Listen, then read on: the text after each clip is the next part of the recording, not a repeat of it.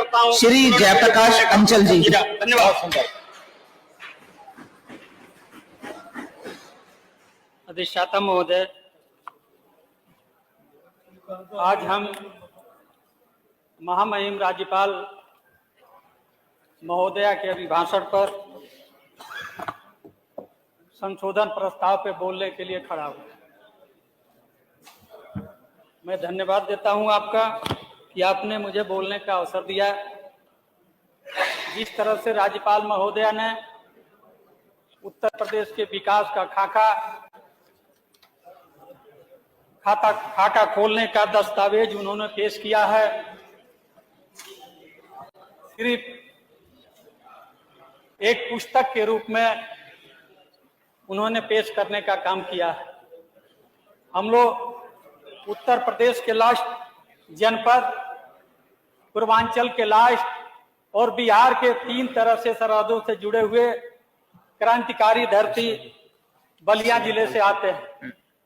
हमारा विधानसभा क्षेत्र महोदया बैरिया, जो गंगा और घाघरा नदी के 3 तरह से घिरा हुआ है, और सरकार ने बहुत वादा किया है कि हमारा विकास की कीड़े पूरे जन जन तक जा रहा है। लेकिन मैं आपको आज भी आश्वस्त कराना चाहता हूं कि बैरिया विधानसभा क्षेत्र अंतर्गत कल से कहा गया था गंगा नदी के भीषण कटान से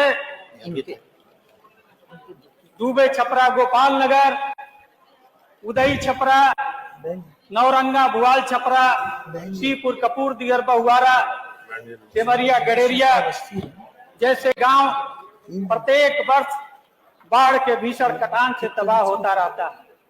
सरकार ने वादा किया था कि हम फसलों के बर्बाद पर मुआवजा देने का काम करेंगे, लेकिन दुख के साथ कहना पड़ता है कि महामहिम राज्यपाल महोदया ने न तो उन गांवों को बचाने के लिए रिंग बांध के निर्माण की कहीं घोषणा की है, न ही फसलों के बर्बाद के लिए कहीं मुआवजा का इंतजाम देने का काम किया है। दूसरे तरफ घाघरा नदी से तिलापुर से लेकर गोपाल नगर, मानगढ़, सिवाल, मटिया, वशिष्ठ नगर, चांदिया, NH 31 तक प्रत्येक वर्ष सारे के सारे गांव जलमग्न हो जाते हैं।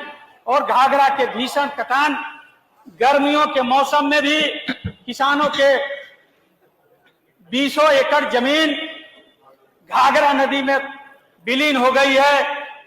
लेकिन फिर भी इस घाघरा नदी से गांवों को बचाने के लिए महामहिम राज्यपाल के तरफ से किसी योजना का इंतजाम नहीं किया गया। तमाम हमारे सत्ता पक्ष के लोगों ने रोजगार के नाम पर ढिढोरा पीटने का काम किया। आज पूरे प्रदेश में लाखों के तादाद में शिक्षा मित्र अपने जान देने के लिए विवश हो गए हैं। उनके परिवार भूखमरी के कागार पे हैं।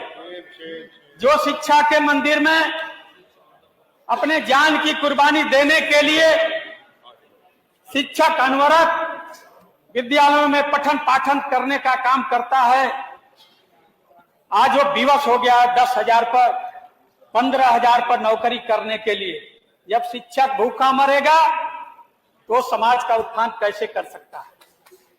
20,000 से अधिक उत्तर प्रदेश में वित्त विहीन विद्यालय हैं। 5 लाख से अधिक शिक्षक और शिक्षकेतर कर्मचारी आज भूखमरी की स्थिति में है। समाजवादी पार्टी की सरकार थी, हमारे नेता माननीय अखिलेश यादव जी ने मानदेय देने का इंतजाम किया था, लेकिन जब से भारतीय जनता पार्टी की सरकार आई उसे बंद करने का काम किया था। बहुत योजनाएं सत्ता पक्ष के विधायक ने गिनाने का काम किए, लेकिन समाजवादी पार्टी ने अपने सरकार में जहां कन्या विद्या धन देने का काम किया था, नौजवानों को लैपटॉप देने का काम किया था, बेरोजगारी का भत्ता देने का काम किया था, लाखों नौजवानों को रोजगार सृजित करके उन्हें नौकरियां देने का काम किया था। आज भारतीय जनता पार्टी की सरकार मनरेगा के मजदूर को रोजगार समझ लिया, चाय बेचने वाले को प्रधानमंत्री जी रोजगार समझ लिए। इससे प्रदेश का उत्थान होने वाला नहीं है। प्रदेश का उत्थान तब होगा कि जब उत्तर प्रदेश में लाखों पद रिक्त पड़े हैं, उन रिक्त स्थानों पे वैकेंसियां निकाली जाए और आरक्षण के तहत नौजवानों को रोजगार दिया जाए, तब जाकर के प्रदेश के गरीब पिछड़े अल्पसंख्यक समाज के लोगों का उत्थान होने का रास्ता प्रशस्त होगा। प्रदेश का किसान अपने खेतों को में महंगी खेती करने के लिए विवश है। महंगी दवाई, महंगी खाद, महंगी बीज, महंगी सिंचाई, महंगा जोताई, सब कुछ करने के बाद भी वो रात भर अपने खेतों को सांड और गायों से बचाने के लिए, पहरेदारी करने के लिए विवश है। महामहिम राज्यपाल महोदया के अभिभाषण में उसका इंतजाम नहीं है कि किसानों को कैसे निजात दिलाया जाए। हमारे जनपद बलिया में कोई भी बीमार हो जाता है तो उसे बनारस के अलावा कहीं ठेक नहीं मिलता है।